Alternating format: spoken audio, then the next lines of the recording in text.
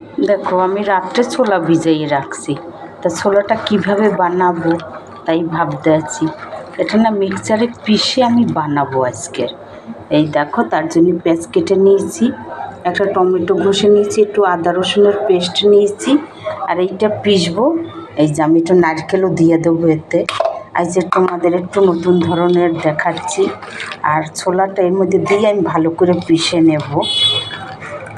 ভালো করে ধুয়ে নিয়েছি ছোলাটা আমি। এই দেখো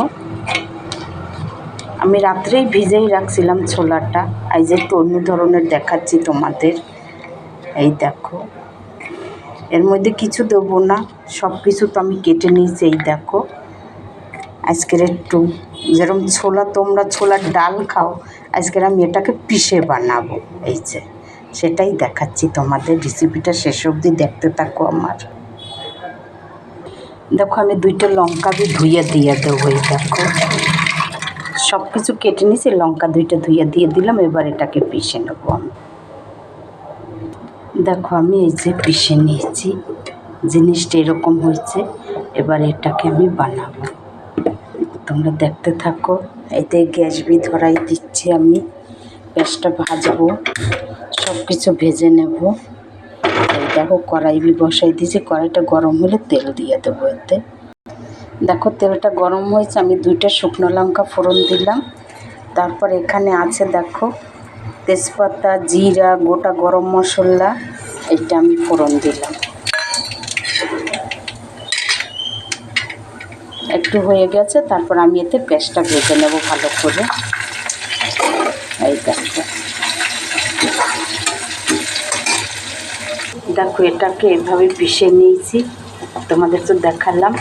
তোমরা চাইলে এর ভিতর সবজিও দিতে পারো, অসুবিধা নাই, ভালোই হবে তাইলে খেতে। সবজি দিলে ভালোই হবে, না দিলেও ভালো লাগবে। দেখে নাও তোমরা আমার রেসিপিটা, একবার করে খেয়ে দেখো। এদিকে পেঁয়াজটা ভাজা ভাজা হচ্ছে, তারপরে দিয়ে দেবো একটু আদা রসুনের পেস্ট। এই দেখো লাস্টে দিয়ে দেবো আমি টমেটো, একটু ভেজে নিয়ে এটা। তারপরে দেখো আমি পেস্টটা একদম লাল লাল করে ভেজে নিয়েছি, তারপরে ঢেলে দিলাম টমেটোটা, এটা একটু ভেজে নেব। এই দেখো দেখো সব কিছু হয়ে গেছে ভাজা। এবার একটু এই যে ধনের গুঁড়া দিয়ে দিলাম আমি, তারপরে এই যে হলুদ দিয়ে দিলাম, তারপরে একটু শুকনো লঙ্কার গুঁড়ো দিয়ে দিলাম। তারপরে এই দেখো স্বাদ মতন, স্বাদ অনুসারে নুন দিয়ে দিলাম। এই দেখো এবারে আরেকটু ভালো করে ভেজে নেব। এই দেখো দেখো এতে আমি 1-2 দানা চিনি দিয়ে দেবো, স্বাদটা ভালো আসবে। তোমরা চাইলে দিতেও পারো, নাও দিতে পারো। আমার রেসিপিটা দেখে একটু যদি ভালো লাগে বানিয়ে খেয়ে দেখবে, আর ভালো লাগলে আমার একটা লাইক দিও, ভিডিওটা সাবস্ক্রাইব করে দিও। এই দেখো মশলাটা ভাজা হয়ে গেছে, এবারে আমি এটাকে ঢেলে দেবো। এই দেখো যেহেতু কাঁচা, আমি একটু ভালো করে এটাকে ফুটাবো। আমি একটু নারকেল ছিল, নারকেল দিয়ে দিলাম। তোমরা চাইলে দিতেও পারো, নাও দিতে পারো, অসুবিধা নাই কোনো। এই দেখো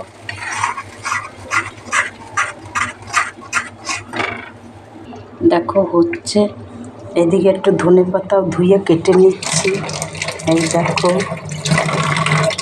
একটু ধনেপাতা কেটে নিচ্ছি, একটু ধনেপাতাও দেব।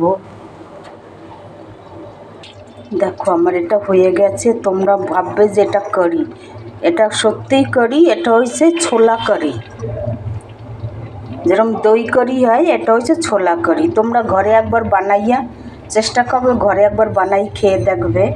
আমার এটা হয়ে গেছে, একটুখানি ধনেপাতা দিচ্ছি, আবার লামাইয়াও দেব। তোমরা একবার ঘরে বানাই খেয়ে দেখবে। দই দিয়ে যে কারি হয়, এটা হচ্ছে চানা কারি। একবার খেয়ে দেখবে তোমরা এরকম বানাইয়া জিনিসটা। এই দেখো আমার হয়ে গেছে, এবারে নামাই দেবো আমি।